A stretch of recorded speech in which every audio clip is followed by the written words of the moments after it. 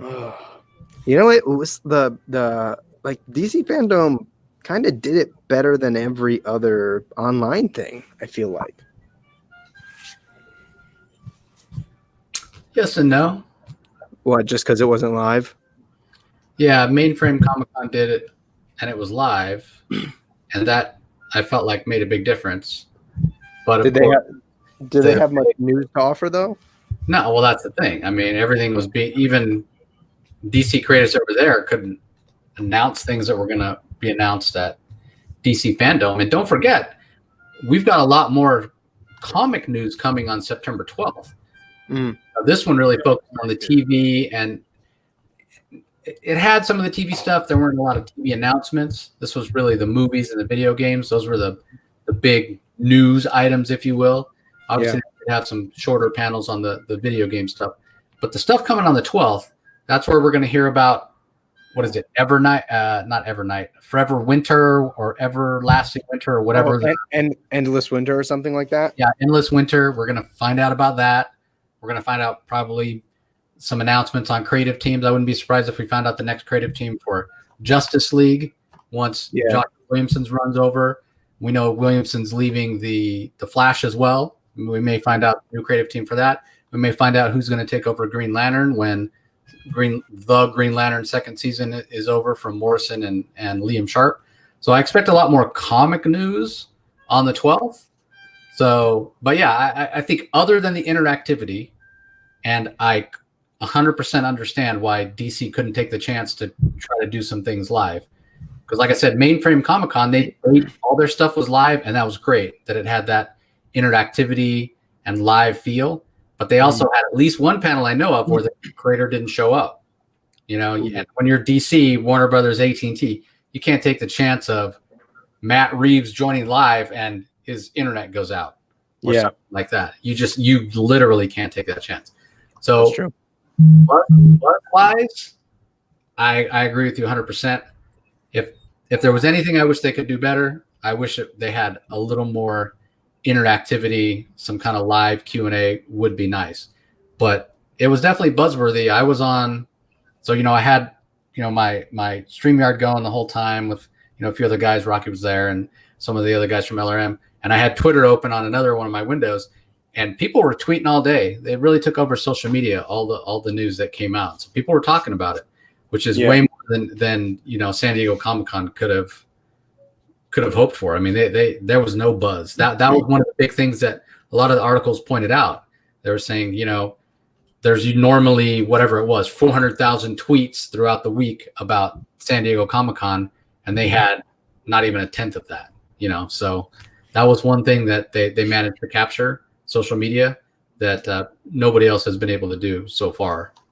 Yeah, that's true. I definitely expected a little bit more from San Diego, especially considering I think the most buzz the online San Diego Con got was the New Mutants, which is, I mean, don't get me wrong, I'm excited. I'm actually still pretty excited for that movie. And ironically, I think a lot of the delays have made me more excited for that movie because we've gotten to hear a little bit more about it. And the fact that whether or not it's just for plug's sake, Bill Sienkiewicz kind of seems like he co-signs it. So that's exciting. But as we wait for our pal to get back into this, I guess I will intro us up and get the formalities out of the way. But hey guys, welcome to the, 56th episode of Let's Talk Comics, where myself and other co-hosts in the comic book community discuss one of the many facets of the storytelling medium that is comics, whether it be creators, constructs, adaptations. We hit it all. This week, of course, we are talking about DC Fandome and covering all of the sort of big highlights that came out of the first session of DC's online con. I guess you would call it more of just a general fan event. But with me today, of course, I have the owner of my retailer, Pete from AJ's Comics. Just before their Three Jokers, a midnight release, which is going to be super dope. So if you guys can roll on by, Pete, where are we located? We are located in the heart of Colchester, Connecticut, 167 Lebanon Ave. Yes, and with that being said, too, if you're not able to make it here in person, on their website, ajscomics.com, there's actually a really cool bundle going on with the 3 premium variants of the first issue of Three Jokers, which includes the Red Hood, the Dynamite, and the Laughing Fish. All of which are the bundle of which is at a discounted rate. So make sure you guys go check that out. What is it? 15 bundles available. Did we do 15? I thought we did 10, but we might have. I mean, I have enough for 15. Well, so let's just say 15. Give the man a reason to do 15. Make sure you guys go check that out. Yeah. And with that being said, of course, to my that would be my internet left, I suppose. Maybe my internet right. Who the hell knows? The only other guy on the screen at the moment is Jace from the Comic Source Podcast. What's going on, man? Not too much. Thanks for having me. Like you mentioned, this was the first Fandome blast. They did split it up the Wednesday right before. They decided to split it into two, and thank God. I was watching a live stream that Jim Lee did on his Instagram the night before Fandome. He was doing an unboxing. And somebody asked him on the stream why they decided to split it up. And he intimated that on September 12th, everything's going to be on demand, but it's still 100 hours of programming that's going to be available on September 12th. Same link, DC Fandome. It's basically the other worlds, if you will, or the other universes. And it's only available for 24 hours. So even if you took all 24 hours and watched it nonstop, you still would only get through not even quite a quarter of it. So I'm glad they decided to split it up. I kind of thought maybe they should leave it on for longer than 24 hours this next time, because you can't see everything. Whereas this time it was 8 hours of programming and they had enough to replay it 3 times. But I thought, why not leave it up for 52 hours to lean into the DC stuff? But it's cool. I mean, it's great that there's going to be so much content, and like we were saying before, we should get a lot more comic book news and probably some more TV news as well, and probably not too much on the movie side of things. I think that was mostly what this first one was all about. So I think it was a good move too to hype up the second half by doing all the Hollywood stuff first, because obviously. Excuse me, the Batman, Wonder Woman, Black Adam stuff, that's all gonna, I think, drum up a bigger audience of people to go and recognize the DC Fandome, the name there. So I think the way they've sort of structured it was a good idea, and I agree, especially with how you assess the formatting and the sort of distribution of it all, because I work on the weekends, so especially Saturdays, man, I'm doubling every day or every Saturday. So there's no way I would be able to get to it if it were only like live streamed and that was it. So I'm glad they split it up. It made it way more manageable for me as a fan. First of all, before we get into some of these live chats here, I'm curious for everybody watching, how much of it they got their hands on. What did they get a hold of? What was their favorite part of Fandome? And were there any criticisms that they might have had? So with that being said, I kind of want to hop into some of these live chats here. We got John Thomas joining us, just saying, what's good, peeps? I'm doing good, man. Just like I said, getting ready for this Three Jokers midnight release. Figured it was a good time to chat DC Fandome, get some coverage in there, give you guys our thoughts. For some reason, you guys like to know our thoughts, and I appreciate that. So we'll throw that out there. He says, that Batmobile, though. That kind of looks like just a Ford. Big deal. I did like it. We kind of knew they were going to go low tech with some of the stuff, the motorcycle and the Batmobile as well. Nah, I didn't like it at all. Yeah, I don't know. I'm pretty okay with it being an unrefined Batman. In first of all, Matt Reeves, when he makes his statement around the movie, he makes a very good point at saying that, it's an unrefined Batman. He's only about a year and a half into his career. And, let's see. Have you come to stay? I don't know. We'll try it. Apparently my desk is full of my computer, so I got to unload it. So I'll have to do that later. So if I call out again, I'll just stay out so I don't disrupt it too bad. Well, on that, joining us, folks, is, of course, my partner in crime, Comic Boom. What's going on, man, aside from the not-so-hot connection?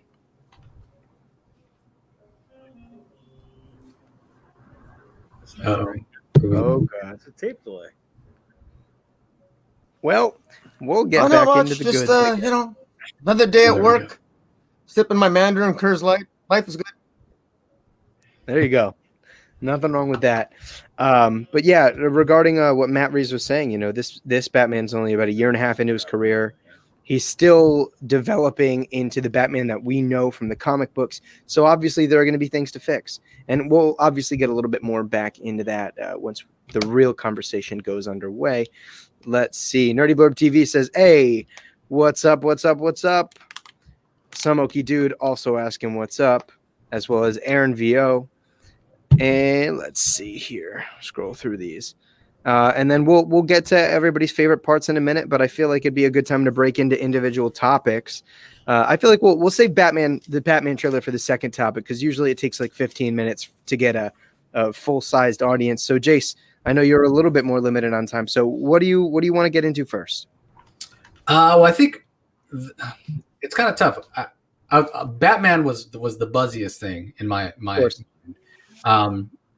when you start talking about what was second, it's kind of tough. I feel like just about everything else was sort of tied. There were a lot of people excited about the Snyder Cut. We did find out it's going to be 4 1-hour episodes, basically. So that is just huge. That's massive when you're talking about increase in the amount of running time. So as much as I'm not a fan of Snyder, I'll check it out. It's not going to make me run out and get HBO Max. But that did have a lot of people buzzing. I know a lot of people are excited for it. And from Warner Brothers' point of view, it makes a lot of sense that they're doing this. Zack Snyder himself is picking up a lot of the cost on it. So they're just like, okay, he's gonna pay to produce it. Then why wouldn't we release it and make money off it if he's handling the majority of the costs? So yeah, it seemed like that maybe was the second thing that people talked about the most. So wait, I have not heard anything about Zack Snyder paying for any of this out of his own wallet. I know Zack Snyder is doing all of the editing at home. Yeah. But I, as far as I was aware, the budget for the Snyder Cut is coming out of like HBO Max's marketing. Well, yeah, I mean, HBO Max is paying for the marketing, and I think I'm saying, like, from what I heard, finishing Snyder's Cut was considered part of their marketing budget for HBO Max. I did not hear that. I heard that his production company was handling all the editing costs, and there was some talk of splitting costs for any CGI or post-production in terms of you need to finish off special effects. So my understanding was his production company was picking up close to 75% of the actual post-production costs. Marketing is all on HBO side of things. I mean, either way, even if the HBO marketing budget is what's handling this, well, they didn't use that money to market it very well in the first place. So again, even if that's the case, they got to think. Warner Brothers got to think this is still money well spent, and much less than the cost of actually filming another movie would be. But really, when you talk about 4 1-hour episodes, it really is going to be so different than the actual theatrical release that I really think you consider it a whole brand new movie. Well, I don't know. I mean, regarding like considering it a whole movie, to me, it just seems like at bare minimum, it'll be the same thing, but with more Zack Snyderisms and something that feels more consistent in sort of the tone and the atmosphere. You know, my biggest complaint about Justice League, aside from how poorly handled Batman was how hodgepodged and piecemeal it felt. So at bare minimum, like, I think that the movie will at least feel like it was made by one person, because it will now be made by one person. But I don't know. It's interesting. I was never a huge fan of most of what Zack Snyder did in the DC universe anyways. So, Agreed. You know, for what it's worth, I'm going to watch it. I already own HBO Max, so why the hell not? Am I excited for it? Not really. Frankly, honestly, that trailer just felt like here's a bunch of deleted scenes and some extra music, which I was actually trailer-wise disappointed because Zack Snyder is usually really good at background music. Like for all of my complaints about his filmmaking, he's done a very good job with soundtracking pretty much all of his movies, and the timing of the soundtracking underlaid with actual footage. And even he did not really come through on that Snyder Cut trailer for me. I don't know. Like, how are you feeling about the Snyder Cut? I didn't even watch the trailer. I watched a few of the trailers. I didn't watch the Justice League one at all. I mean, I'm looking forward to it. I'm excited about it. But as far as I didn't watch any Fandome live. Didn't really have any interest. The only thing I truly care, I mean, I like the movies. I love the movies, but I'll see the trailers when I see the trailers. I don't need to see a big beefed up Fandome spectacle about it. I don't need to hear an hour-long panel about the upcoming movie and things of that nature. That doesn't really drive my interest. My interest is the comics. I want to know what's going on, especially after their big bloodletting just a couple weeks ago. I know what they said, that a lot of it is simply because they were already planned on cutting these books. Bottom 20-25%. They weren't making them any money, so they already had planned on getting them gone before they even did this whole cutting all the staff. Okay, that's fine. I accept that. What's coming up next? Now, obviously, they split the Fandome to 2 dates, so let's see what they're going to say September 12th. I just want to see that it's a lot more of other things rather than just more Batman, and I'm the biggest Batman fan around. I don't want everything to be this Batman series. John Ridley already announced that John Ridley 4-part Batman series, which basically just sounds like it was his 5G Batman storyline. Yep, 100%. And they're just gonna, massage it into a 4-issue miniseries. So it's like, that doesn't excite me whatsoever. Yeah, it won't be too long before the DC changes their name to Batman and the DC multiverse. I expect more Batman. More Batman. It continues to sell. So of course it's going to sell, yeah. And so you're going to push it at the expense of some of the lower selling books. Yep. I get that to an extent, but here's the thing: Warner Brothers, not Warner Brothers. It's not Warner Brothers. AT&T. AT&T doesn't care about comics whatsoever. Nope. They just care about making money. They're a corporate business. That's what they care about. Slash and burn. Get rid of these titles that make us no money. Get rid of it. What makes us money? Batman makes us money. That's it. So more Batman, yeah. But to the point of what? You can't have 100 titles of Batman every month, or 50 even.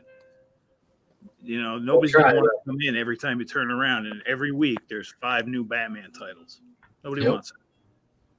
Yeah, one more thing I'll say about the Snyder Cut in terms of none of us are really that excited about it. You know what? There was a huge online petition for it. There are plenty of people that are excited about it. Again, that's free marketing for Warner Brothers. And none of those people that made a stink, Snyder bronies or whatever they call themselves, and petitioned for it and complained online, none of those people can watch this Zack Snyder cut of the Justice League and say it's terrible, or say they didn't like it, or even say it's average. Every one of those people that were complaining and saying we have to have it, release the Snyder cut, by definition, they're going to say this is the greatest thing ever. They can't say anything else because they'll lose face. And we all know on the internet, nobody's ever going to do that. So it will be successful, whether the average person watches it or not. It'll get enough ratings, or how they're going to measure it, that Warner Brothers is going to look at it as a success. Yeah, I'm interested though. Comic Boom, we've been talking for a long time, but we very rarely have even mentioned the Snyder Cut. Like, what are your general thoughts on it? Are you excited for it? How do you feel like the trailer went over? I don't have much to add to what you guys have already said, and what I undoubtedly I didn't hear because I was screwed up on my end. I'm sorry about that. But I'm looking forward to it. I'm guessing I'm probably a little bit more of a Snyder fan. I'm inferring from what you guys said, probably more of a Snyder fan than maybe you guys are. I loved Batman v Superman. I enjoyed it. I'm looking for some tonal similarities with Batman v Superman. I'm looking forward to the 4 hours. I think it's. I'm really looking forward to it. I think it's. I want to see Snyder's vision. I think that, frankly, I think all of us deserve that. I don't blame anybody for being kind of sick of Snyder because it's gotten so much hype. But I think that it's something that I'm really looking forward to, just relaxing on a Saturday afternoon, subscribing to HBO Max, even if it's only for a month, and just sitting back and enjoying 4 hours of Justice League the way Snyder envisioned it. I'm really looking forward to that. And, you know, it's sort of like sitting down to a good comic. There's lots of comics that I might not like a particular interpretation of a character, but if it's tonally consistent, I can sit back and enjoy a comic book, even if I don't necessarily I don't need to be the number one fan of the writer to enjoy a good comic book read. It's about consistency, and to sit back and to be able to watch Man of Steel, Batman v Superman, and the original Snyder Cut. I think it's something that I think I'll enjoy. Yeah, I'm interested to see what the general reaction is, because obviously, what really sort of astounds me about this whole thing is how powerful the vocal minority is, because it's very clear that any of the Zack Snyder movies regarding the DC universe made practically no money compared to what estimates were looking at them for. I mean, I'm not a movie expert, but even as a fan, you can't tell me that if you had told me that there was a world in which Batman and Superman appear on the screen at the same time, in the same place, in the same movie with Wonder Woman, that movie would have made less than $1 billion, and it crawled to its $800 and something thousand worldwide box office. So, it kind of astounds me, right? And it's very clear, based on a lot of sort of the critical reception, that most fans weren't even that into Zack Snyder's vision for the DC universe anyways.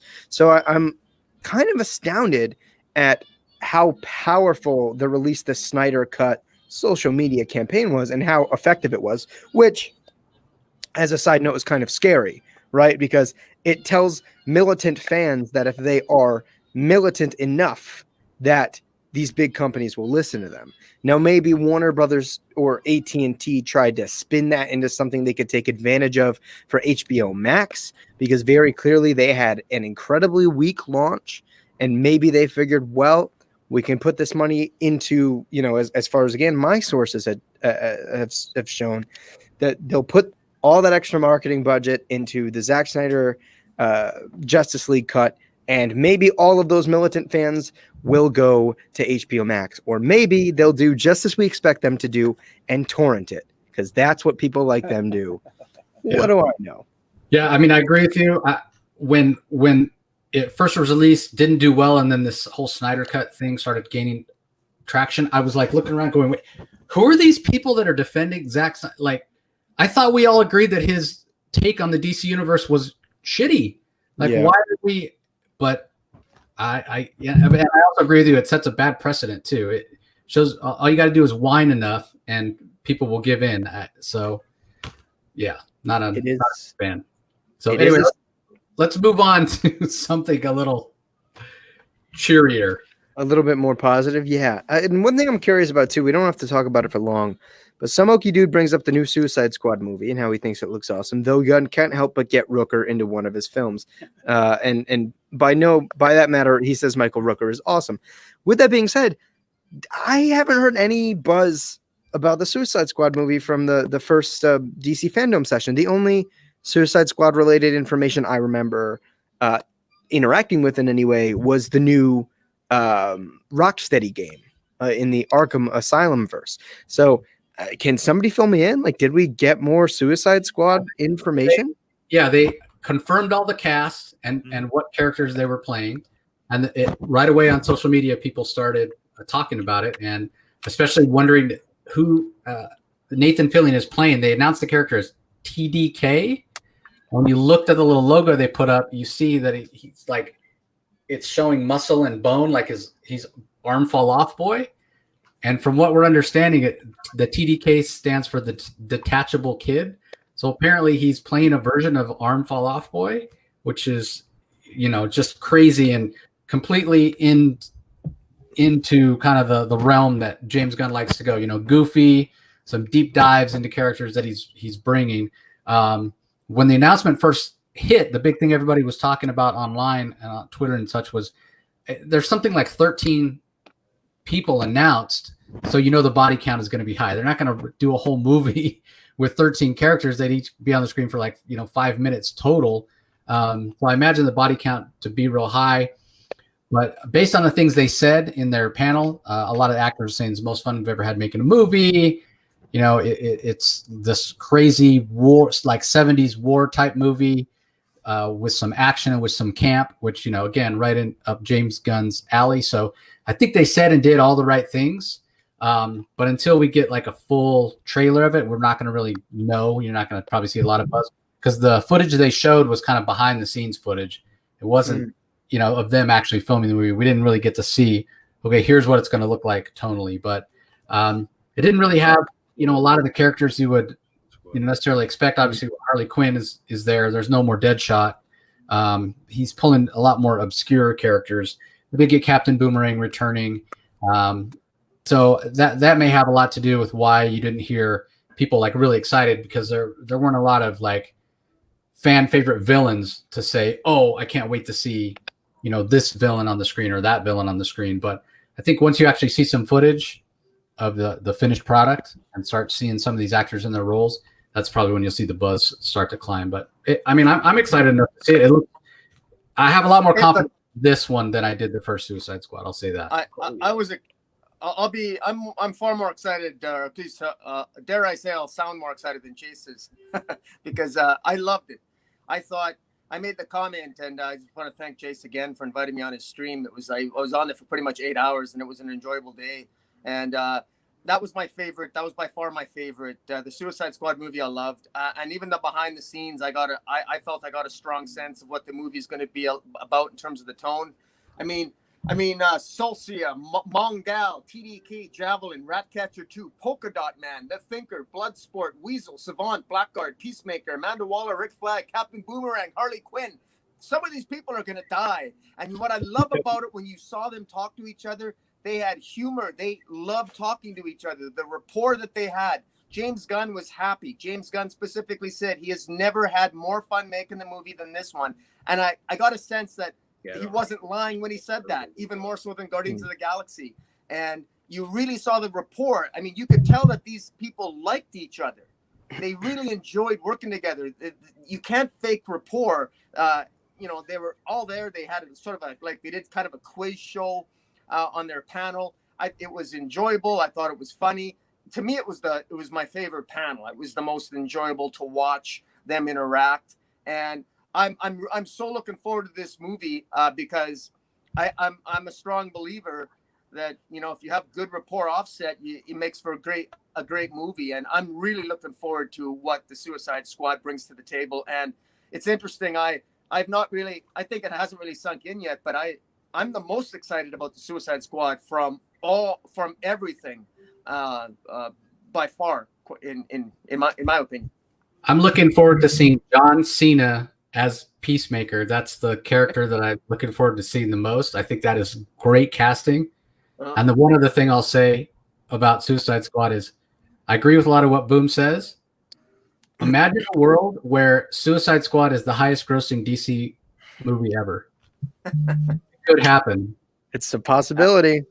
It's a possibility. Listen, aside from the fact that James Gunn now carries with him an immense amount of clout, and I think aside from that, the controversy of him getting fired by Marvel and getting rehired probably gives him a little bit more, right? I think people are going to be curious at what the director of Guardians of the Galaxy is going to bring to the DC films. And certainly it seems like DC or Warner Brothers AT&T is being a little bit more hands-off with James Gunn because of his credibility and because of his success. So it's exciting. Unfortunately, I didn't see any of that stuff clearly. But Pete, you were saying earlier that you think this already looks better than the first movie. Yeah. Do you think that the behind the scenes footage and everything they've shown at Fandome, has it gotten you any more excited for this movie than you were before? Absolutely. When I watched that, you were telling me we were going to talk about this just a few hours ago, and I was like, well, the only thing I had seen was the Batman trailer. So let me watch the Wonder Woman trailer, and let me watch the Suicide Squad behind the scenes stuff. And that Suicide behind the scenes stuff was great.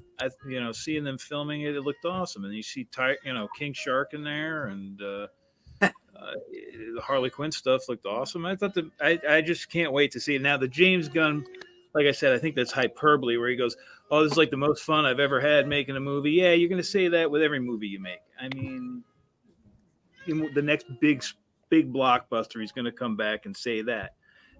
Maybe it's true, maybe it's not, but it looks like they're having fun. It looks like it's a good movie. We don't even really know the full details of the story, but it already looks miles better than what the Suicide Squad movie was in 2017 or 16, whenever the hell that disaster came out. Yeah, definitely. Yeah. I don't know. I mean, I know the budget. I think the budget's higher than it's ever been, and James Gunn talked about more explosions in this movie than any movie he's ever done. Well, I mean, interestingly enough, for what we've said about Suicide Squad, and I think we can all sort of come to except for maybe Boom, the consensus that Suicide Squad wasn't a great movie. But even then, it kind of made a lot more money than anybody expected. With or without that movie being of substantial quality, I'm pretty sure that movie made over $600 million, which I think for a property that is large, or at the time was largely unknown, aside from the fact that Harley Quinn and Joker were going to be in it, it made a lot of money. And this movie has maintained a majority of the cast. It has garnered, obviously a director like James Gunn with an immense amount of clout and credibility. I'm excited. And what's great is I love how there's a couple of folks in the chat taking bets at who's going to get off first, which I think is interesting.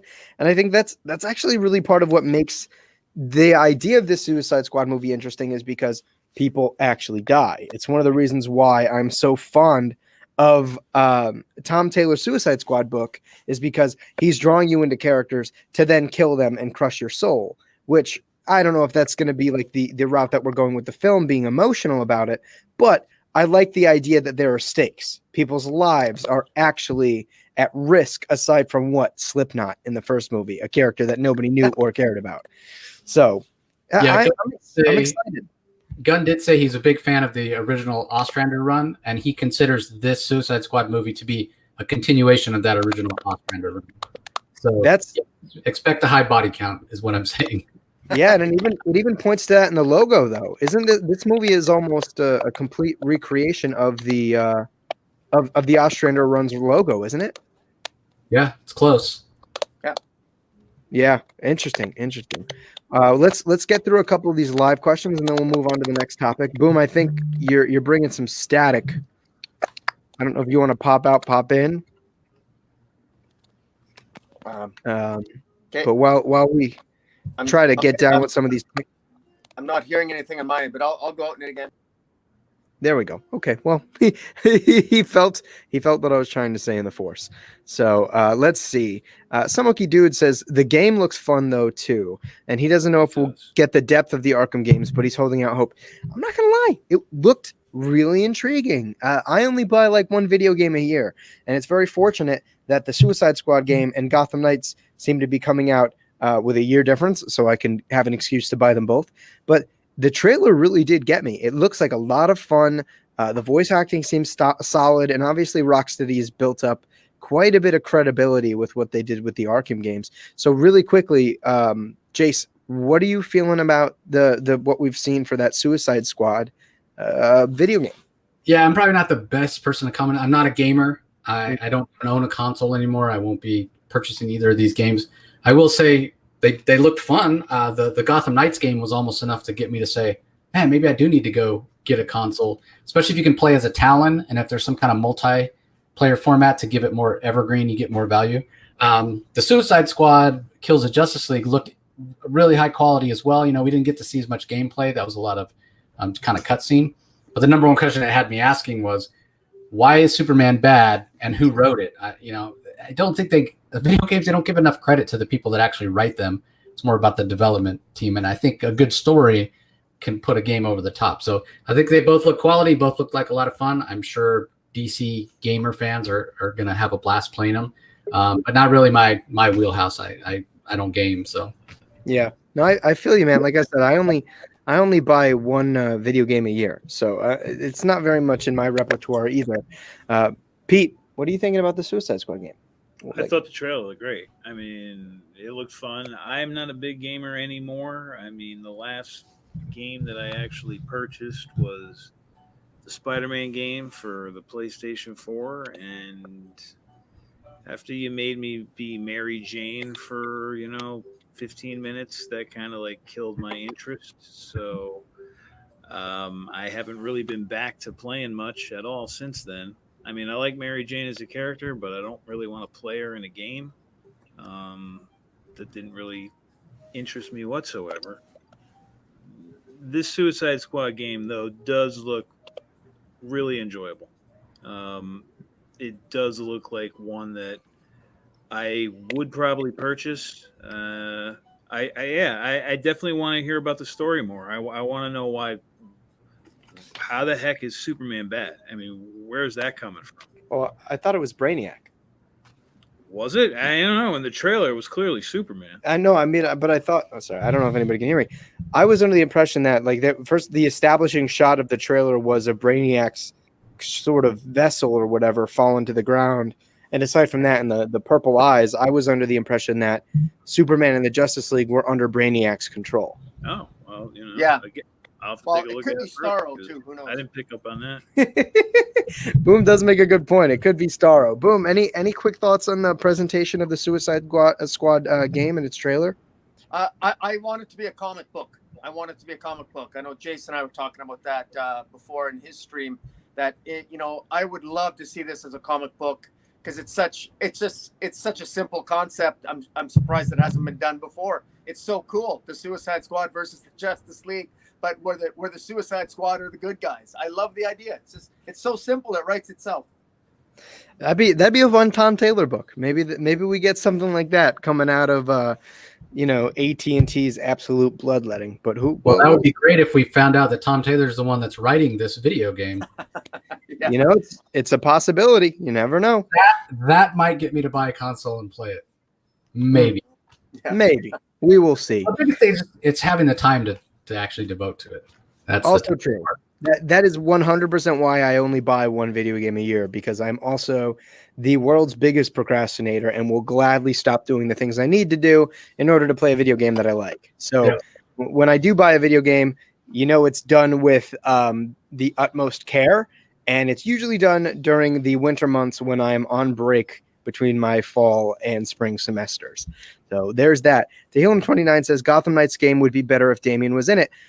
As somebody whose favorite Robin is Damian, I don't understand how having Damian in there versus Tim would somehow make an entire game better, but that's you. That's your thing. I guess we can very quickly comment on Gotham Knights. I think it looks cool. I love the fact that this game is pretty much all of the random things that everybody who played the Arkham games ever really asked for. We wanted to play multiplayer in this game. We wanted to play with more of the Bat family.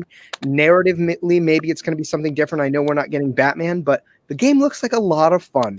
And I honestly think that WB Games Montreal did a good job on Arkham Origins. So I'm pretty down for this game, and I'm really glad that we're finally getting a multiplayer RPG Batman game. So I'm pretty in on it. And again, whether or not the Robin is Damian or Tim Drake or whoever, I really couldn't care less, because I don't think it has a lot of an implication on what this game is going to do. But hey, that's me. What are you guys feeling about it? Yeah, I thought it looked great. I do find it interesting that seems like a continuation of the Arkham games and a lot of the things people were asking for, like you said. But yet this is coming out from Montreal, WB Montreal, and Rocksteady's doing a different game. You almost think those things would be flipped, but it looked really great. Rocky, any thoughts? I enjoyed it. It looked like it would be fun to play. I mean, the story seems somewhat derivative. The only observation I made is that I really thought that Batgirl looked like Batman. She looked like a female Batman. Her costume she looked like a female version of Batman. She didn't look in her normal costume, which I thought was interesting and I think that she's stepping up to more of a Batman role. And maybe I'm just reading too much into that, but that's what I observed in terms of how the costume they had for Batgirl. Barbara Gordon looked older than I would normally associate with Batgirl. She also got a decent amount of screen time in that trailer too, which again, like, this is me saying that I agree with you. It definitely seems like Barbara Gordon's going to get more of a spotlight. Any thoughts on the Gotham Knights? Didn't see it at all. Did not see it at all. Can't comment. Fair enough. Well, it's something worth checking out. It looks like it's going to be fun. I'll take a look. Maybe Gotham Knights, if it's any good, maybe like the guests of Let's Talk Comics will stream like a live co-op of Gotham Knights as a fun little thing. So you guys got to convince Jace to get a console, preferably a PS4 to make it easier. But there is that. Regarding our talk of the Suicide Squad movie, Mark McKeever said King Shark's voice has to be done by Taika Waititi. I'm in. Yeah, I think that would be a great little addition, cameo, whatever you want to call it. And he's under contractual obligation for directing, not for voice acting. So there is a possibility. And equally excited as Jace for John Cena. Samoki Dude says we also got John Cena playing the inspiration for the comedian, which is interesting enough. I didn't know that. Interesting tie for sure. Tim Board, Hulk World, welcome, my friend, says his money is on Polka Dot Man going out first, in which who says it? Somebody says, I think Mark McKeever says, followed by Pete Davidson. Who's Pete Davidson playing again? I think he's Blackguard. Interesting. I'm sure it's going to be short-lived, but hey, there's that. I think we're mostly caught up on here. Samoki Dude says he either give Dick or Tim the reins of Batman. I don't think I need that to happen. I think sure, maybe the point could be made that in any universe, the mantle of Batman needs to be carried.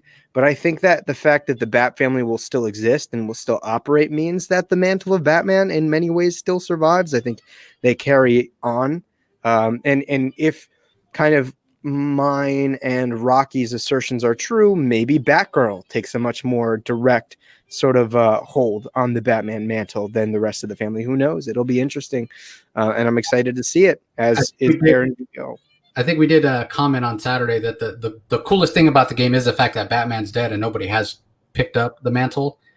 And if they really leave him dead and there's not a clone of him, or he didn't get sent back through time, he didn't fall through a crack in the earth and fall into magic goo, and he actually really stays dead, then that's a comic I'd like to read.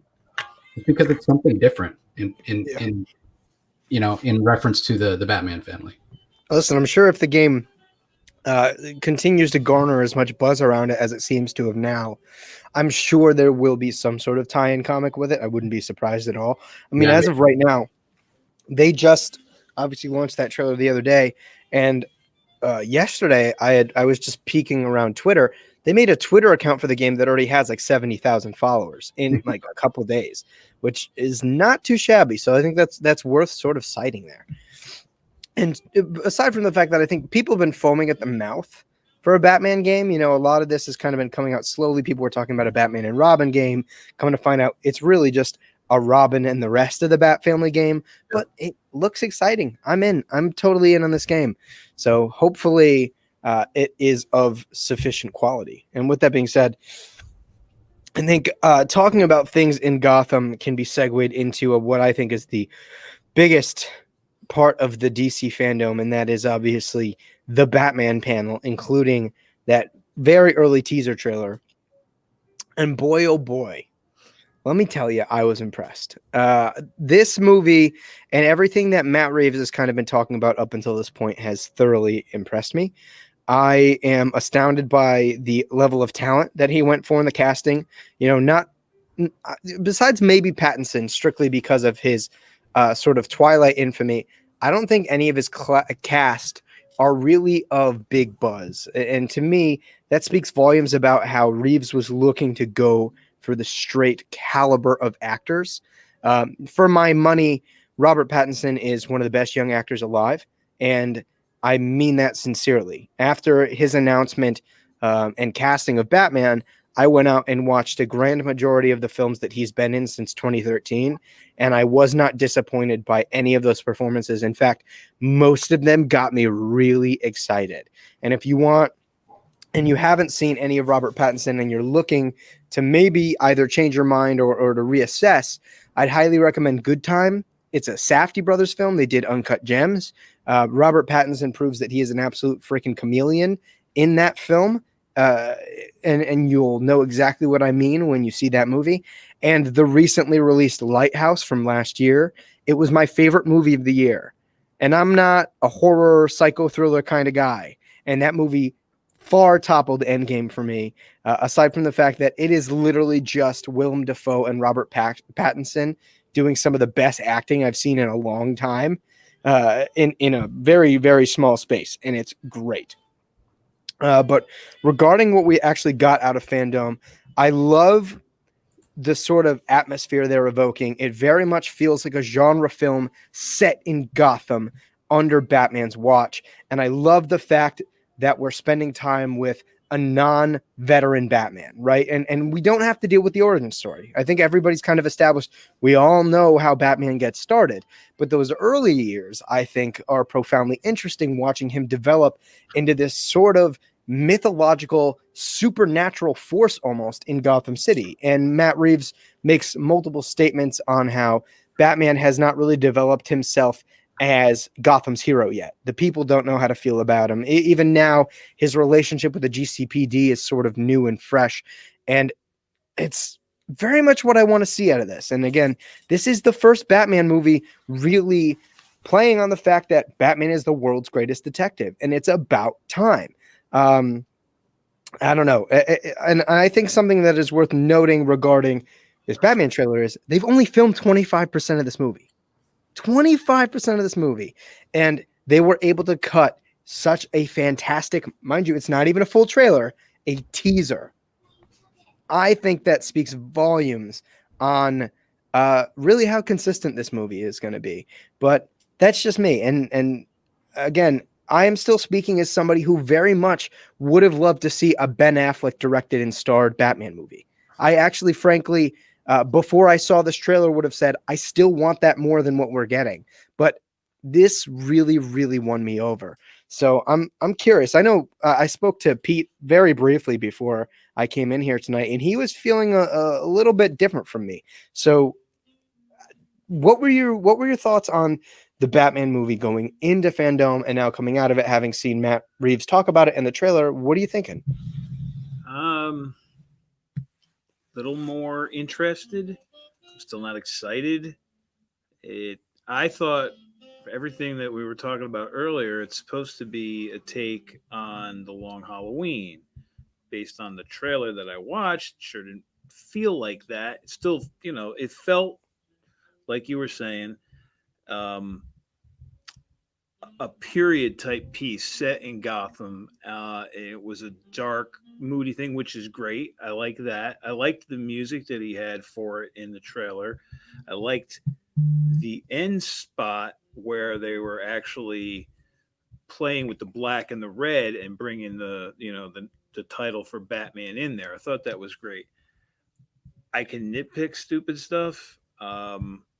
Personally, myself, when you see the guy go, he says, and what are you? I mean, I want him to say I'm Batman. I don't want to, I'm Vengeance. It just didn't do anything for me. I mean, obviously, he does, everybody, because they always say I'm Batman. They say it in all the movies. I just wanted him to say that. And again, nitpicking maybe, and is that the end just before you see the credit crawl and the red and the black go in? Is that Robert Pattinson there? Because it sure didn't. I mean, if that's Bruce in the cave, yeah. Well, when you see him and there's just a guy looking right at there, and he looks kind of almost goth-like. Yeah, that was Bruce after just having taken off the cowl. Yeah. Yeah. Well, I mean, it's I don't know. It looks like a Bruce Wayne to me. It looks like Edward Scissorhands. That's what it looks right? I've had enough of your Edward Scissorhands shit. That's what it looks like. Dude, we gotta give enough fair credit. out of every single Batman movie, literally from Keaton onward, every one of those Batmen have had the black grease paint under the mask. And this is the first time we've actually seen somebody take off the mask and still have the grease paint on it, because somehow in every single one of those films, the grease paint is suddenly gone and their hair is perfect. I mean, because they know how to take the cowl off properly. So the grease Robert paint Pattinson comes off. Couldn't do it. So the grease paint just comes off if you take it off properly. Yeah, no. There's like maybe it's because it's year 2 Batman. He hasn't figured it out yet. I just don't think the cowl has like built-in grease paint windshield wipers for your face. Like, I mean, Batman's a billionaire. He can figure that shit. He's still figuring his shit out. Yeah, he's driving a friggin' Ford. I mean, what the hell is that? Who cares? He's figuring it out. At least he's not fucking Black Canary on the docks. Like, you know what I mean? I don't know. I mean, Christopher Nolan, Batman, and he had a nice tumbler. I mean, that at least looked like a freaking Batmobile tank. I was cool with that. But he didn't make his own Batmobile in that one. Well, that's okay. Lucius do. It's a big deal. I like Batman being the sort of impetus behind most of his tech. I don't know. Rocky, how are you feeling about the Batman trailer? Does it get you more excited? You guys feeling a little bit more of the Edward Scissorhands vibes? What are you thinking? Matt Reeves, the director, said his inspiration was Darwin Cook's Ego, Batman Ego, and you really see that in the storyline. And I think that's where the I Am Vengeance comes from initially, because Batman is initially he doesn't start off a symbol of hope. He starts off a symbol of terror, and even citizens of Gotham are afraid of Batman at first. And he is vengeance. He is the spirit of vengeance. And I think that's, as Darwin Cook wrote in Ego, Batman struggled with what kind of hero he wants to be. Does he want to be somebody who uses lethal force, or does he want to use the legal system, justice? And I think that's part of the internal struggle that we saw in Batman Ego is going to take place in the Batman movie. Matt Reeves, it should be noted that Matt Reeves actually learned how to write screenplays from Jeff Loeb. Jeff Loeb actually mentored him, and Jeff Loeb wrote The Long Halloween. It's not going to be based on Long Halloween because Warner Brothers has a animated series cartoon coming out based on Long Halloween. I think it's going to be based on Hush. I think Hush is going to be the actual serial killer. And I think the clues are in the preview, even though 25% of the film has only been filmed so far. I think when you look at the clues in the preview, when they there's at one point if they ask, he's looking at the clues, and one of them is he's looking at the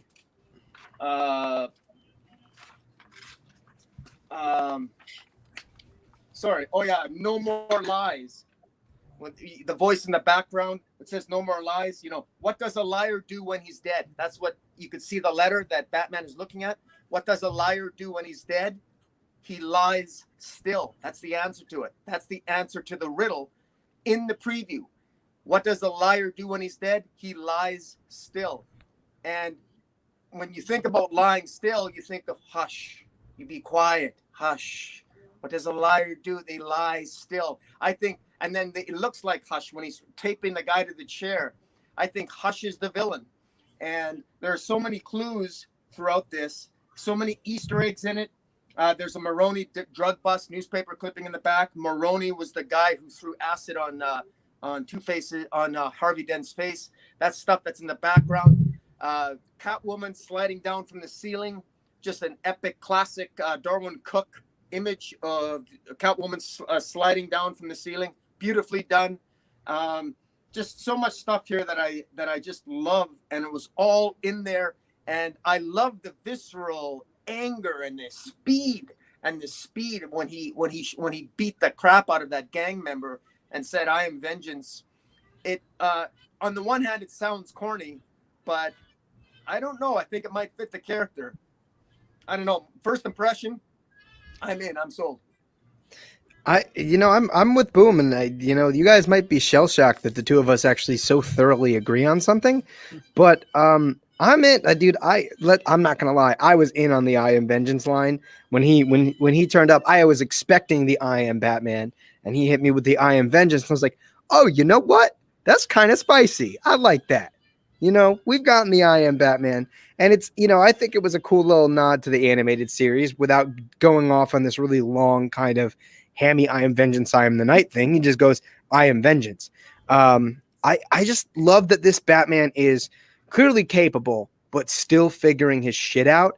And like Boom, you know, that little cut of Batman, and Jace and I were kind of very briefly discussing this last night, because I know Jace at the time had was under the impression that this Batman is a little bit too aggressive. And I was like, well, in my eyes, he was making an example out of that guy to save the rest of the group from really getting their asses kicked. I thought it was just Batman being smart and working, you know, the sort of scare tactics angle. Aside from the fact that, come on, I mean, watching him literally one-handedly smack the shit out of this guy was impressive. And that has to even put, I think, the biggest Robert Pattinson naysayers a little bit more in their place, because, man, that was nuts. And whether or not they go the Hush angle, I'd be interested. I honestly, frankly, think whatever they do with Hush is, I think it would at least be sure, but it doesn't mean they can't make them better. That's true. You know, I mean, considering I think Hush is one of the most overrated Batman stories of all time, I think that there's a lot of room to improve on the character if they end up going with Hush. And if it does end up just being Riddler and they're just kind of faking a lot of us, big Batman fans, cool. Like, whatever you want to do. But either way, there's a very much an invocation of some high genre storytelling. And I think it's mixing very well in Gotham.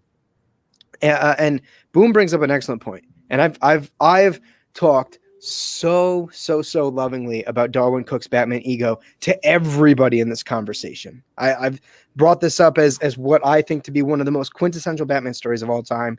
And yet still, it to me is a bit of a deep cut, because you don't often hear Batman fans discussing this title with the reverence that I think it deserves. And the fact that, you know, Matt Reeves specifically brings this up gets me very excited, because, you know, Batman ego does take place around the same time. Career-wise, Batman was about 2 to 3 years into his career. So there's a lot of sort of juggling that has to be going on with him and his alter ego, and how much prominence he wants either one of those figures to take. It's cool, man. Like, it really feels like there's a wonderful integration of the Batman mythos, and again, just an awesome genre film. So I'm in. Like, also like Pete had brought up earlier, the use of Nirvana, great. Good freaking work. That should show Zack Snyder how to put music behind a trailer, because that was excellent. I don't know. I am so in on this Batman movie. And I personally think that, and this could be very much too early to say, but this movie has the potential to be, if not the greatest, one of the greatest comic book films of all time, because it's taking a bender to the way the movie is being made in a way that Logan did. And to me, Logan is the greatest comic book film of all time, because it aims to make a genre film that you can, bless you, that you can integrate one of these rich characters and their mythos into. So, yeah, I'm all in. I don't know. It looks like Jace might be disapproving of my optimism for this film. So what do you think? We've seen a sliver of a sliver. There's no way you can talk about this being one of the greatest comic book movies of all time. Last time I checked, I thought I gave a disclaimer saying it might be a little bit too early. I know. It is way too early. I had a lot of problems with the trailer. I do have mixed feelings. The number one best thing about this Batman movie, by far, without question, no Joker in sight. Thank God. Finally we can get a Batman movie with no goddamn Joker. With this guy? You don't like this guy? Jokered out. I'm Batman down. I thought that, first of all, I don't buy the physicality. Pattinson, regardless of his acting chops and interest in full disclosure, I've never seen a Robert Pattinson movie ever. Not Twilight, not Harry Potter, not any of these other indie projects he's done. I've never seen him in anything. So all I can go on is what I saw in the trailer. And what I saw in the trailer, I don't buy the physicality of this guy as Batman. I just don't. So there wasn't a whole lot to like, except the things that didn't have anything to do with Batman. The mood and the tone right from the start of the teaser, a lot of the things Matt Reeves was saying, wanting to focus on his being the world's greatest detective. Yeah, I'm all in on all that stuff 100%. I hope Hush is not in it, purely for the fact that I don't like I don't think I'm going to like Pattinson as Batman. So I don't want to see Hush wasted in a movie where I don't buy the main character as Batman. I also think that Hush is probably a little bit overrated, but one of the great things that Hush does, and why I recommend it to people that want to get into the Batman comics, is because it does bring in just about every major Batman villain. They all get a chance, and we get to see Superman. Obviously, we're not going to get all that in this movie, so I don't think you could say it's going to be an adaptation of the Hush storyline. It very well may have Hush himself in it, but if I'm going to get a Hush live action, I kind of want all of that. I want Poison Ivy. I want Riddler. I want Two-Face. I want Red Hood. I want all of that, and I don't think you do that. I think that's too much to put on Matt Reeves' plate when he's trying to establish what his vision of Gotham is. Whether or not we get Hush, maybe it's just teased throughout. And if Matt Reeves gets to do another Batman movie, we'll get Hush. But I don't know. The jury's still out. Like I said, I have mixed feelings. I'm hoping I'm wrong. I wasn't excited about the Batman movie. I wasn't excited about Robert Pattinson. I didn't think I would buy him as Batman. And all of my fears, everything I was worried about when I saw that teaser, were kind of crystallized for me. I'm like, yep, this is kind of what I expected. And actually, while I was watching the trailer, I was trying to convince myself, okay, this is not bad. This is not bad. I can buy this. I can buy this. Up to the point where, yeah, he knocks the guy. Well, first he like punches the guy like 6 times, and then he takes the guy down. I'm like, oh, that was pretty violent, but I'm still okay. And then while the guy apparently is on the ground, maybe already unconscious and bleeding for all we know, he punches him like 6 more times. Yeah. Like, yeah, baby. And then I'm vengeance. At that point, I was like, nope, I just nope right out of this. Like, what? I'm sorry. I mean, maybe it's my whole Superman's my favorite character, and I want my heroes to have a more of a line that they won't cross. And to me, he's crossing a line right there. And like you said, Dark Knight, we did talk about this, and we don't really have enough context to say one or the other. But I don't know. I mean, maybe I am nitpicking. I don't like the cowl, the way it comes like all the way back and shows all his cheeks and everything. They're just like visual. Everything that Matt Reeves said, everything conceptually, it's like, yeah, this sounds like it's going to be a great movie. I'm in. But visually, that's where I'm having the problems. The way he looks, the way his costume looks, the way Catwoman looked, it didn't do anything for me. The concept and what I'm hearing Reeves say is pulling me in, and then seeing actual footage is pulling me out. See, I don't like Tim Burton's 1989 Batman either. So there you go. Oof, got him.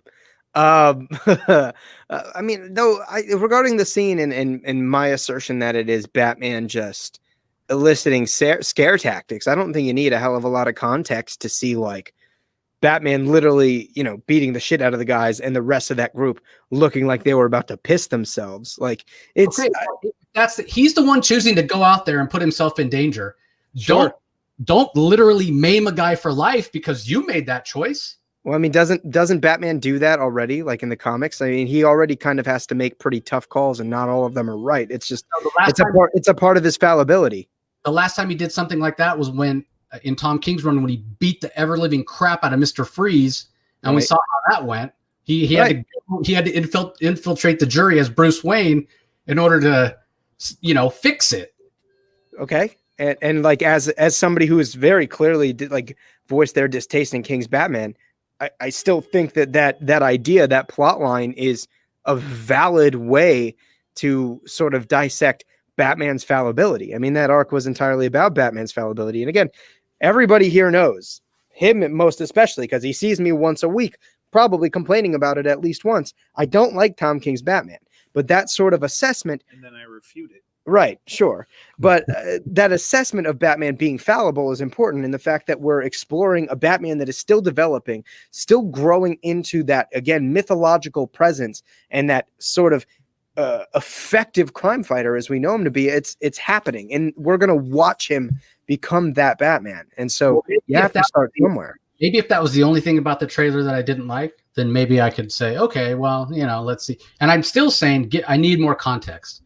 I could very easily change my mind when I see a true trailer. I'm still going to go see it. God help me. And I very well may go see it and then turn around and say, I was wrong. Pattinson's a great Batman, greatest Batman ever. I'll be the first one to admit it if he does a great job. But to me, he's not Bruce Wayne. He looks like Edward Scissorhands, as much as you hate to hear me say that. That's what he looks like to me. And I'm not buying him as Batman. I'm just not. Yeah, these are early scenes, early pictures. I agree with you. I mean, I don't either, but I'm still going to reserve judgment until I get to see more. I mean, this movie's not going to come out for another year. So obviously, they have a lot more to do with it. I got to wait to see. Hey, I mean, when they announced Heath Ledger was going to be the Joker, I was the first one to go, excuse me? Are you I'm still me? saying that. And yes, but then you really, because once you see it, you go, well, I thought it was absolutely brilliant. No. No? Wow. Yeah. Okay. I don't like the Joker either. Well, that's okay. You don't have to like the Joker. And usually I'm the one filled with optimism, but I don't know. I think you just hate Batman, Jace. I think that's it. That's the secret. Batman down at this point. You better believe that. I know. I don't know. At the end of the day, man, this is frankly, I'm seeing a lot of what I want out of a Batman movie. And sure, I think there are certainly criticisms people can make about, Pattinson's stature and his hairstyle and whatever. But, to me, going to this movie, I have to acknowledge again, this is Batman a year and a half into this career, right? This career that lasts in most continuities, Batman is around for at least 20 years. So there's a lot to learn. There's a lot of growing for him to do. And I think that this is very much showing that Batman in the early stages of his career growing and becoming the, again, mythological figure we know him to be.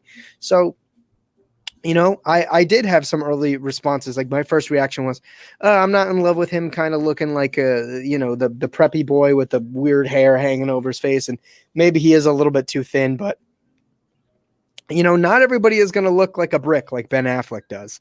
So there's that. But just regarding the actual content, like what are we doing? How are we evoking the tone of this film? Thematically, what's going on?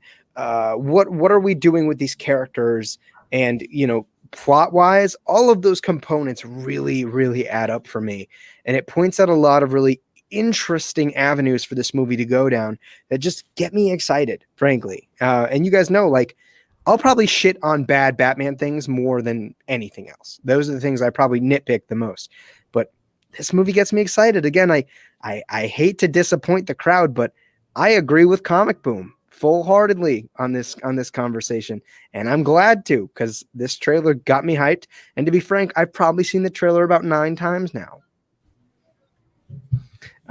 So with that being said, I should point out that the budget for this movie, for this Batman movie, it's rumored to be closer to 125 million as opposed to 185 million. You got to remember that the budget for the Joker movie was only $63 million. Birds of Prey was only 83 million. Even Shazam was 90 million. This does not have the feel of a big budget Batman movie. This does not have the look of a big budget Batman movie. This has a look of a crime noir detective story. And this is a story about the world's greatest detective chasing a serial killer. This is basically has the tone of the movie Seven. A lot of commentators have noted that similarity. And even Commissioner Gordon, it's reminiscent of Morgan Freeman and Brad Pitt in Seven. And that sensibility that it's bringing, I think the budget is less. I think it's going to attract that kind of crowd. It's going to be a different kind of story. And the success of this Batman movie is going to ride, I'm going to predict, on the success of the mystery, if they're going to write the mystery. And hopefully, Jeff, if it's based on anything Jeff Loeb has written, Jeff Loeb is terrible at writing mysteries. Hopefully there'll be enough clues in the movie for the viewer to pick up and solve the mystery. And it won't be like Robert Downey Jr. Sherlock Holmes, where it's impossible for the viewer to guess, because all the riddles, some riddles aren't solvable if all the clues are presented to you at the last minute. So I hope that they do this mystery right. I hope it's a genuine crime noir story. I hope that we really see the world's greatest detective use his detective skills in combination with some I Am Vengeance. And I hope that he goes on a character journey, and this is a character-driven story. And if they can do that under budget, I think we might see a sign. I think this is evolving the superhero medium into a different if this is not just a superhero story. It's a detective story utilizing a superhero, and that's what this could literally be something that could change the face of superhero storytelling. Now maybe I'm really going out on a limb here, but let's go big or go home. Yeah, from what we saw, it definitely doesn't look or feel like a superhero movie, and I'm fine with that. Mm-hmm. But the fact that so 125 million is the budget, and again, we're only 25% of the way there. It's a sliver of a sliver. You can't tell that it's 120. What did they spend 125 million on in that trailer? Not anything I could see.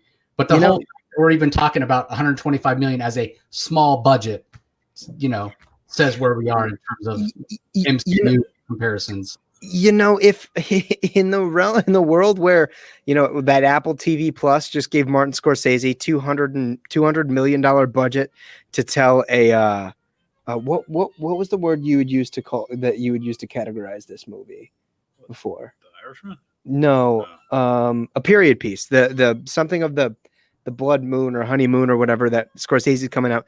Apple TV Plus gave him $200 million to make a period piece. So in that realm, $125 million for a Batman movie with maybe a couple explosions and whatever. Oh, I mean, maybe. So who the hell knows what Scorsese is doing with that $200 million? But with that being said, we got a very generous donation from the one and only Aaron VO that I did want to acknowledge here very briefly, and he attached a comment as well.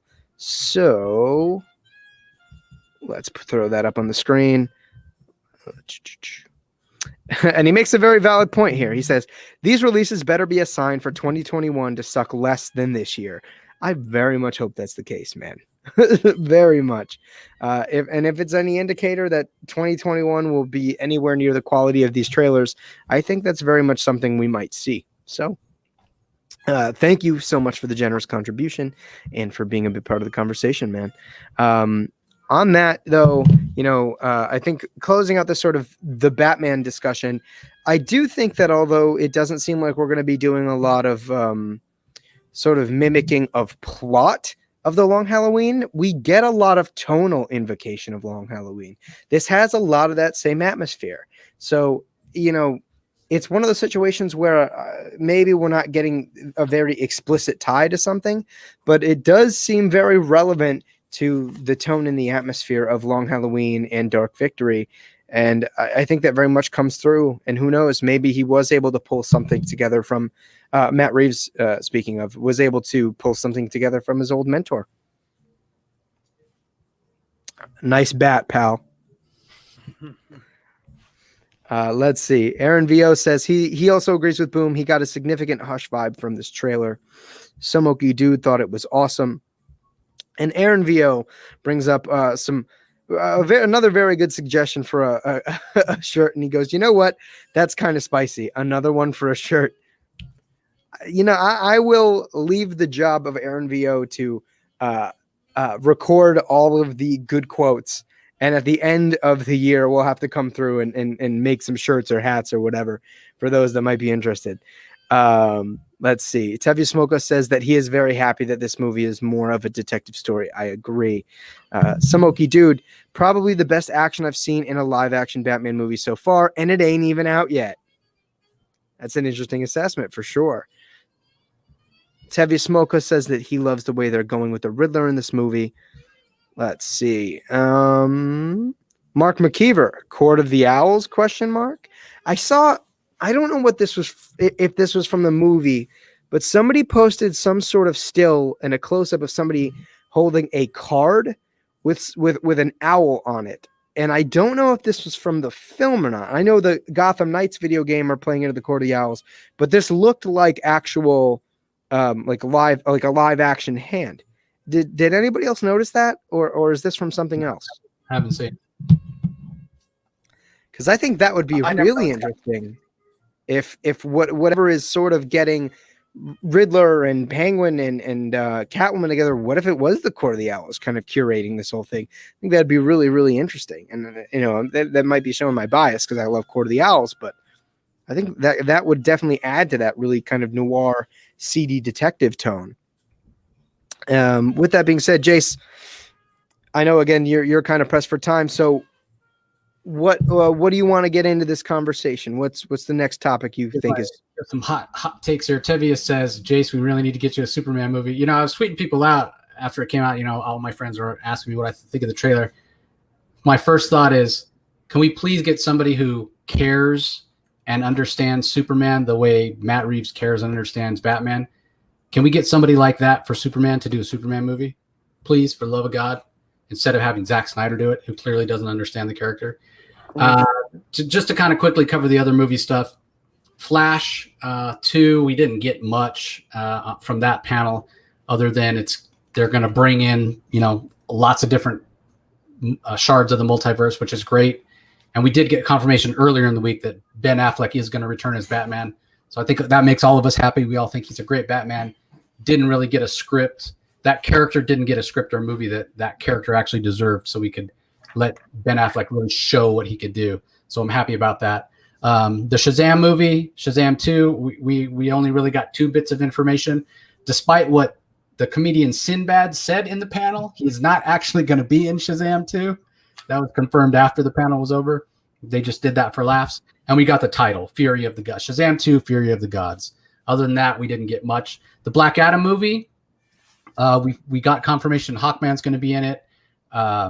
Dr. Fate, Cyclone, and Atom Smasher. So that's great for the most part, except for the fact that Cyclone being in it means that Hawkgirl is not going to be in it. And that was confirmed by The Rock on social media as well. Basically, he said when they went to originally on the first pass of the movie, Hawkgirl was going to be in it. And then some higher ups at Warner Media apparently said, no, she can't. So that indicates she's probably involved with another project. So that's why they replaced her with Cyclone. So we'll see what happens there. That movie I'm pretty excited for. Again, we got to see nothing except some CGI animated stuff. I really would have liked to have seen at least a live action shot of The Rock in the Black Adam costume. I was at least hoping for that, but we haven't seen it, so it's still too far away on that. And then Wonder Woman 1984 obviously is the big one, the one that's furthest along. Would have been out already if not. And I got to say, if not for the coronavirus, I should say. But if not, the first trailer had me excited to see it. I have to say I was kind of underwhelmed by this trailer. Didn't really go in for the way Cheetah looked. She kind of looked unfinished, or if that is her finished look, I'm not impressed by it. I think that they should have just, if that's what she actually looks like, then don't even show it in the trailer. Let us see that on the big screen. Maybe it'll look better in a bigger venue. So yeah, I was pretty underwhelmed. It has me less excited for the Wonder Woman movie than previously, and I'm not exactly sure what it was. I just didn't feel the same level of excitement in that trailer that I did for the first one. Obviously, I'm still going to go see it. Wonder Woman was a great film, and this is all the same people. I just didn't feel, I don't know, even the action scenes looked kind of muddy. I don't know, maybe it was just seeing it streaming that way didn't do it justice. I'm not sure exactly what it was about the Wonder Woman trailer, but like I said, I'm still going to go see it, but I'm no more or less excited than I was before. And usually you hope for a second trailer to, kind of raise the bar. So that kind of covers the movie and comic stuff just really quickly. I'm really excited for Milestone. I was there in the room 2016 when they announced Milestone was returning. There have been some legal issues with DC, Warner Brothers, and the estate of McDuffie, Dwayne McDuffie. So those are all worked out now. Finally going to get some Milestone stuff. So excited about that.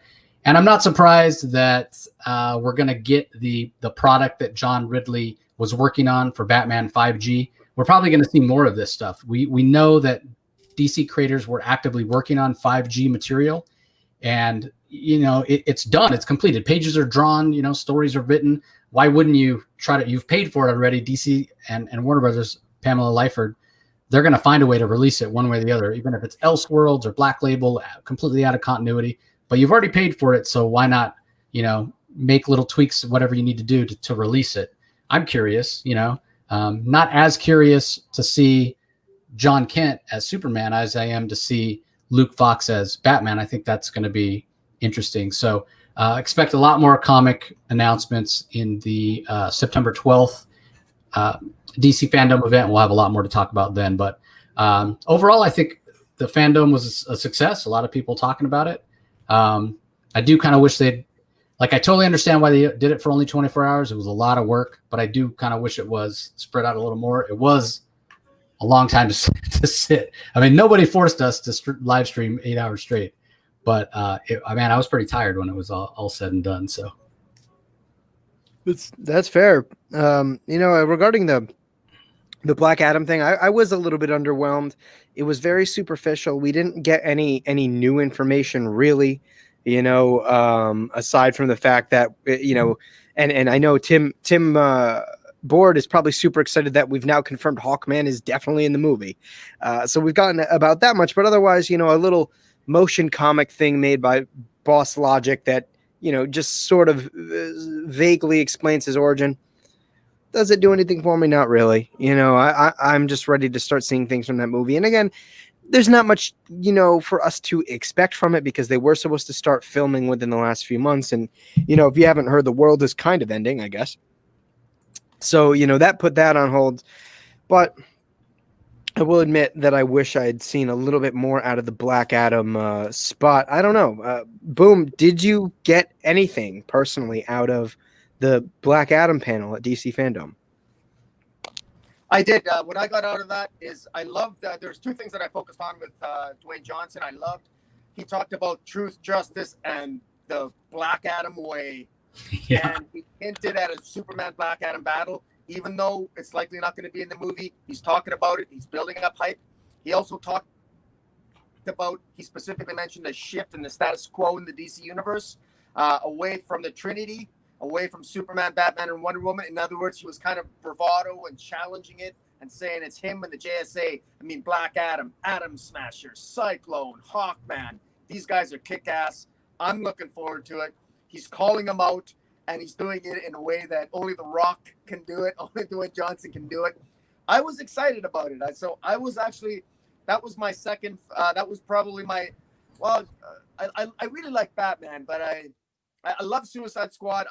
I really, those three, man, between the Suicide Squad, Batman, and Black Adam, I'm really excited for what Black Adam's going to be. I love his origin story. I love the hype that he built up for it. He's definitely an anti-hero, and he's trapped in the present. And I thought it really built up it built up the hype, and I'm really excited for it. The one that I'm least excited for, and I agree 100% with Jace on this, is Wonder Woman. I think that Wonder Woman I was very disappointed in the Wonder Woman preview. I thought the soundtrack, I thought the sound was terrible. I thought the look of Cheetah was terrible. I thought the fight scenes were terrible.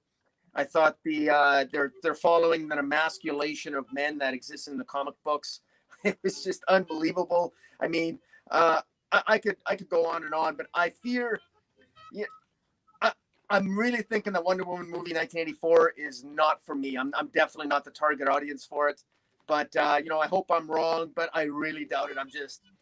It was kind of cringeworthy what I saw with Wonder Woman. When you got Steve Trevor, the only man in that entire movie with a little bit of testosterone, wearing parachute pants, and he's either kissing Wonder Woman, hugging Wonder Woman, beholding the Wonder Woman, wearing parachute pants, doing a fashion show. I mean, this was like watching an 80s love story. This wasn't a superhero movie. And look, girls will love it. Maybe it'll sell a lot of, lunch boxes to young 14-year-old girls. But I got to tell you, man, the Wonder Woman 1984, man, just hit me at all the wrong spots.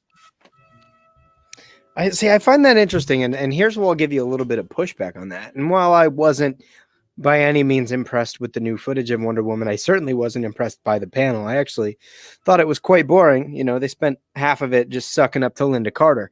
But, with that being said, I don't think a superhero movie is limited at all. In fact, the superhero, quote unquote, isn't like a genre of film. Like, superhero to me just kind of surrounds the caricatures and who's in it. And, with that being said, I don't think there's a specific sort of image of a superhero movie anymore, as we've seen that sort of cross multiple genres and multiple mediums of storytelling.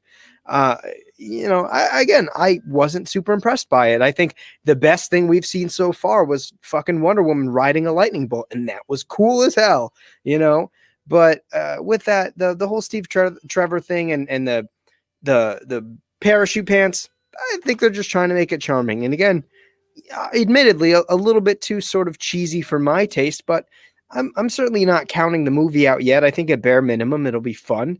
Maybe not as good as I thought the first film was, but to be fair, I didn't have super high expectations for the first film, and I think there's definitely an argument to be made for it being the best film that in this sort of DC cinematic universe so far. So on that, I'm certainly not discounting it. I wasn't super impressed with the new footage, but I'm certainly not disappointed by anything by any means. I don't know. What are you thinking, man? I'm looking forward to it. I enjoyed it.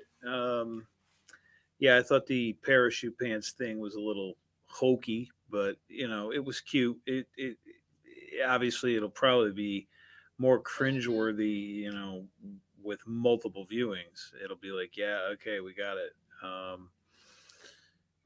But I found it interesting. I mean, I'm looking forward to it. I really loved the first Wonder Woman movie. Thought it was great. I'll be interesting to see how they can explain how her boyfriend actually comes back from World War I and still looks and is the same way that he is now. I'm interested in seeing about Maxwell Lord. It just there's a lot of stuff in there that I'm looking forward to. So I want to see it. I mean, the extra footage, the second scene, the second trailer didn't make me want to see it any more than the first trailer. Where you said you thought it was kind of cool. I mean, I just cringed seeing her like lassoing lightning bolts like she was Spider-Man. But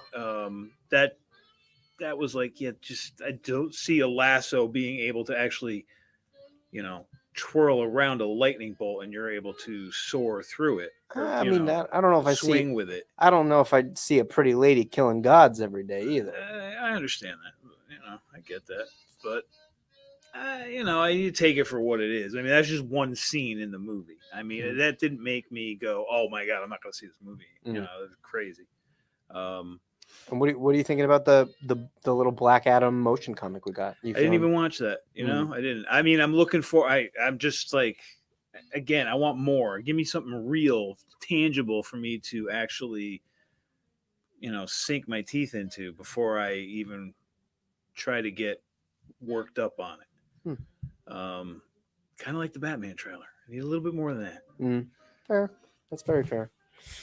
Okay. I think we've hit pretty much all of the major topics, right? I mean, all we got out of Shazam was the title. We talked the Batman trailer. We talked all of the sort of big video games coming out, Suicide Squad, Black Adam, Wonder Woman. I think we've pretty much hit all the big stuff, have we not? Yep. Definitely. Yeah, I think so. It's good timing for me because I'm at my 1 hour 30-minute mark. I gotta go watch Sons of Anarchy now. Fair enough. Duty calls, my friends. I did real quick want to shout out again Aaron VO. He actually just made an online purchase on ajscomics.com for the 3 Jokers premium variant bundle pack. So if you guys don't happen to be able to make it to your comic book store for a midnight release tonight, you can go to ajscomics.com and click on the shop with us button, and I will show you exactly what that shop page is going to look like so that you can go and check out and grab the 3 Jokers premium variant bundle for yourself. Just go over on yonder. Simply enough, if you need to read any of the literature below, you're welcome to. But you see everything you get right here, and you actually get it at a discounted rate. You can choose the quantity you want and just add it to cart. All the payment is done safely through PayPal. And, if it's any assurance, I give this guy more money than I pay in bills every month. So rest assured, I think he'll do you a great service. And again, shout out to Aaron for obviously being the freaking MVP for the night. Aside from making a very generous donation, grabbing 3 copies of this book for himself. So that's super great. Make sure you guys go check out AJ's Comics.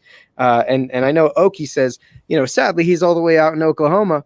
That's okay. Shipping knows very few bounds, especially within the United States. So That's right. there is a solution for you, my friend. And while we do have a couple of you here, I do want to prompt anybody that has made it this far to please stick around on the channel, because we will be bringing a lot more news regarding my independent comic book series that will be launching on Kickstarter within the next week, which is super nuts. So if that happens to pique your fancy, or you trust me enough to buy one of my fancy little picture books, I would super appreciate you subscribing to the channel down below for more updates on various conversations like this with my friends, as well as, again, my comic book series that is coming out. And if you enjoyed this video, please make sure to leave a like. It lets us know that you enjoy content like this. With that being said, I want to make sure everybody can kind of let you know what they're going to be up to for the coming week or so.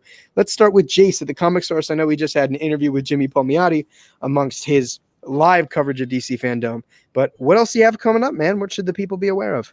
A couple of Kickstarters coming up this Wednesday and next Wednesday. This Wednesday is In Teddy We Trust. It's about the reincarnation of Teddy Roosevelt, who comes back from the dead to fight a demon horde, and he's in the body of a robotic teddy bear. So that we got that coming up. And then next Wednesday's Kickstart Wednesday is David Papose. If anybody's familiar with his Spencer and Locke series, he's got a new series he's kickstarting called the OZ. And it's basically a cross between kind of Mad Max Fury Road, the Hurt Locker, and the Land of Oz, if you will. So we've got that coming up as well. So follow me on social media. You can see the little scroll going down at the bottom there at the Comic Source to eavesdrop on all my conversations online with comic creators. And we'll definitely be talking spoiler-free 3 Jokers on our new Comic Wednesday episode that's going to go up this Wednesday. I've already read it. It's an interesting start. Not quite what I expected.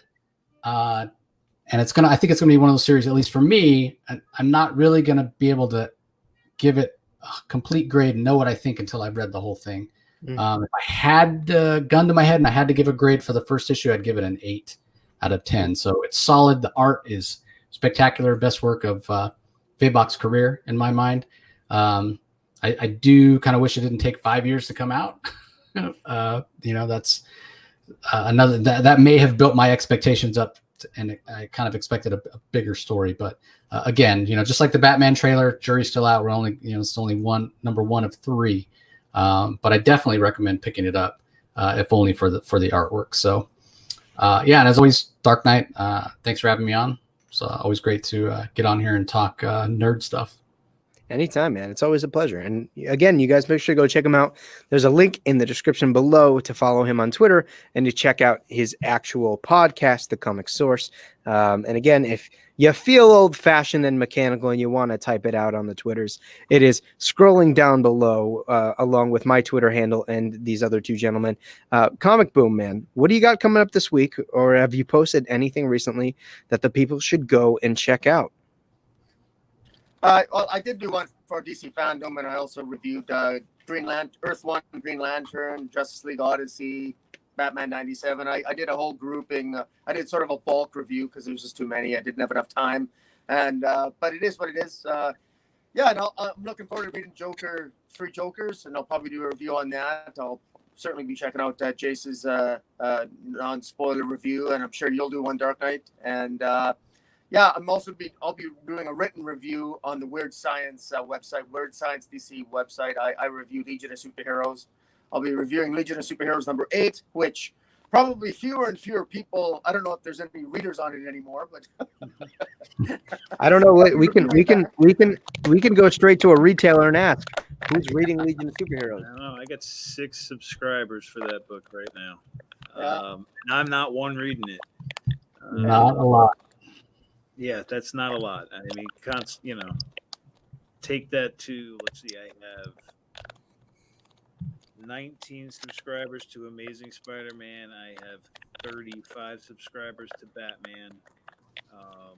In the store where we have 100 subscribers, weekly, monthly subscribers.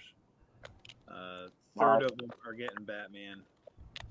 20% are getting Spider-Man, and I get 6% getting Legion of Superheroes.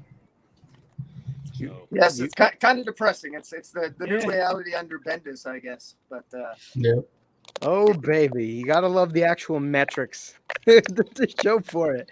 But with that being said, maybe for the first time, or maybe one time in a handful of events, I will actually be putting out a review on a book the week it comes out. I know, what a shocker! Three Jokers review. I plan on having that out for you guys. That's right, tomorrow. So look out for that, and I will actually be giving away a free copy to one of my awesome viewers in that. So make sure you tune in to learn how you can win a copy of that for yourself. I obviously will not give you my grade here for the book because, well, then it wouldn't give you as much of an incentive to watch me talk about it some more because I'm selfish and I want you to watch it.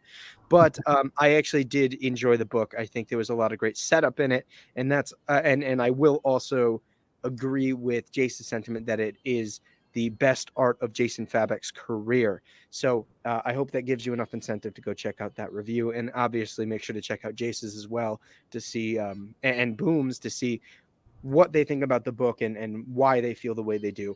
And obviously, you can check out my retailer, my local comic book store, AJ's Comics.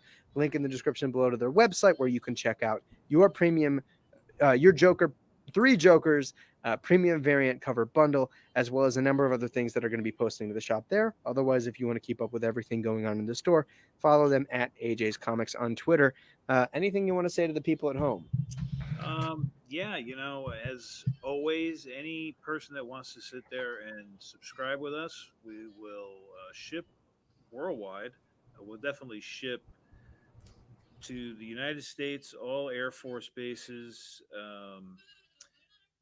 $100 free shipping. Once you amass $100 on your pull list and you want it shipped out, you get free shipping on that. Less that than you charge for the shipping as well. 10% off everything on the store. Uh, that's not just comics, it's supplies, it's games, toys, whatever you see, whatever you want.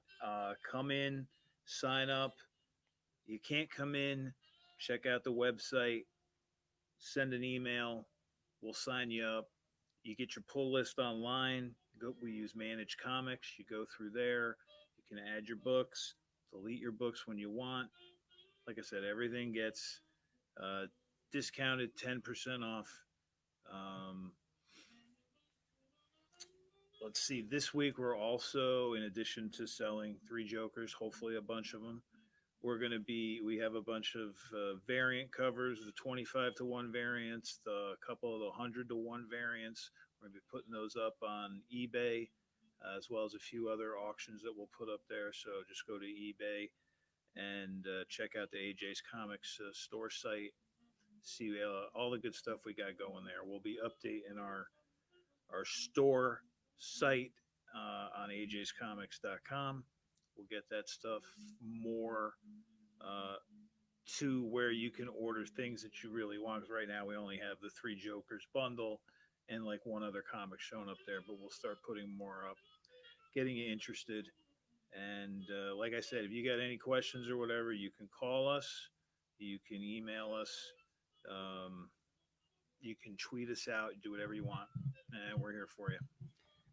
100%. Yeah. And to let you guys know, if you do end up wanting to contact them, just go to ajscomics.com. At the bottom of every page is all of their contact info. Obviously, I'm sitting here for midnight release. I choose to stream here. It is a super great store. And obviously, there's a reason I spend probably more money than I should as a broke college kid. But hey, we're here. We're doing it. And with that being said, I want to thank everybody so much for watching us live and being a part of this conversation and sharing their thoughts about DC Fandome. If you're watching this in post as a recorded video, let me know down in the comments below what you thought of Fandome, the pros, the cons, the things that really stuck out to you. And of course, thank you to my two collaborators for always being a part and, just taking my shit on the internet and throwing a little bit of shit back. I appreciate it. And make sure you guys go check them out. go subscribe to them on either their platforms, the Comic Source Podcast, wherever audio feeds are found, and of course, Comic Boom on YouTube. So with that being said, you guys have a wonderful rest of your evening, and this has been another great episode of Let's Talk Comics. We'll catch you later.